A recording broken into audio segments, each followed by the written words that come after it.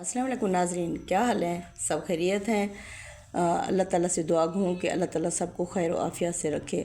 हम सूरह बकरा की तिलावत कर रहे हैं।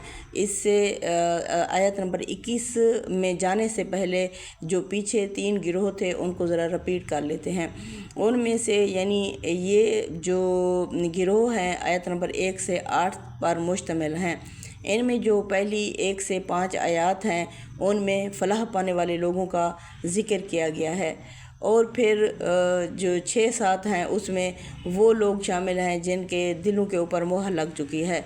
फिर तीसरे वो हैं जो मसलहत चाहते हैं, यानी अगर वो मुनाफिक होते, जैसे कि कहा जाता है कि ये मुनाफिकीन का गिरोह है, अगर ये मुनाफिक होते तो मुनाफिक मुंह से यानी वो जब सामने होते हैं तो कहते हैं कि हमने ईमान कबूल कर लिया।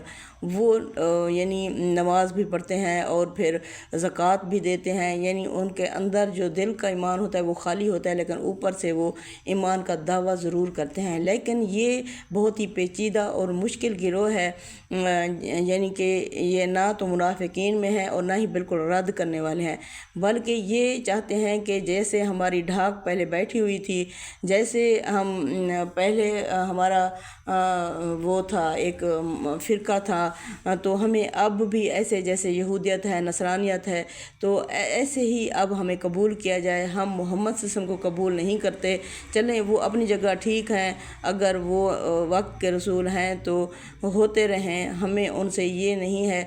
हमारा वास्ता ये है कि हमें भी कबूल किया जाए, हमें भी वैसी शान और इज़्ज़त दे दी जाए, हमें इस्लाम कबूल करने के लिए फ़ोर्स ना किया जाए। तो इसमें जो पहला गिरोह है वो है ईमान वालों, यानी फ़लाह पाने वाले लोग।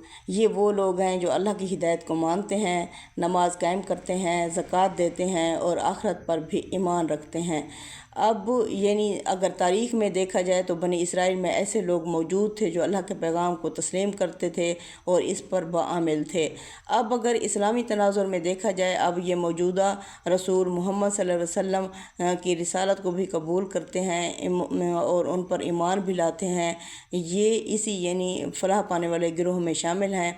इसका जो कलीदी नुक्ता निकलता है वो ये है कि ईमान प्लस अमल ये क्या है, हमें फ़लाह की तरफ ले जाता है। तो आइए अब दूसरे गिरोह के बारे में देखते हैं कि दूसरा गिरोह कौन सा है। ये आयत 6 और 7 पर मुश्तमिल है। ये लोग अल्लाह की आयत को झुटलाते हैं, सच्चाई से रूह गर्दा हैं, इनके दिल सख्त और कान बंद हैं, इनके लिए दुनिया और आखिरत में नुकसान ही नुकसान है।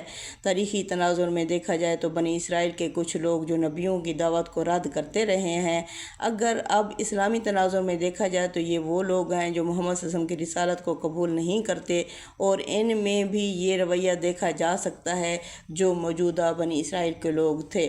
अब इसमें से जो कलीदी नुक्ता निकलता है वो ये है कि इनकार प्लस अनाद, यानी जो दुश्मनी होती है और मुसलसल इनकार होता है, वो हलाकत की तरफ लेकर जाता है। अब हम जानते हैं तीसरे गिरोह के बारे में, जो कि आयत नंबर 8 पर मुश्तमिल है।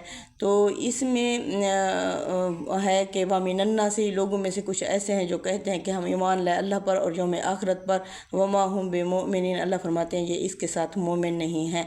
यानी ये लोग ना मुकम्मल ईमान वाले हैं ना काफिर, बल्कि अपना गिरोह चाहते हैं, जैसे यहूदियत या नसरानियत के तौर पर अलग अलग रस्ते, मकसद दूसरों की कबूलियत या ज़ाती मफाद होता है, ऐसे यानी वो कबूल नहीं करते। सच्चाई या अल्लाह की हिदायत की परवाह नहीं है, चाहे जो कुछ भी हो जाए हमें ज़ाती मफाद हासिल हो जाए।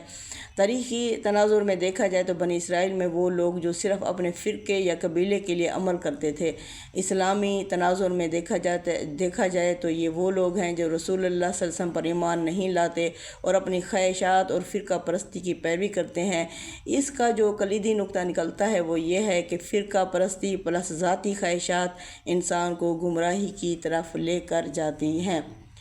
तो अब जो मजमूई सबक इस सारे हमें लेक्चर से मिलता है वो ये है कि ईमान और अमल करने वाले फ़लाह पाते हैं, نمبر 2، انکار کرنے والے نقصان اٹھاتے ہیں۔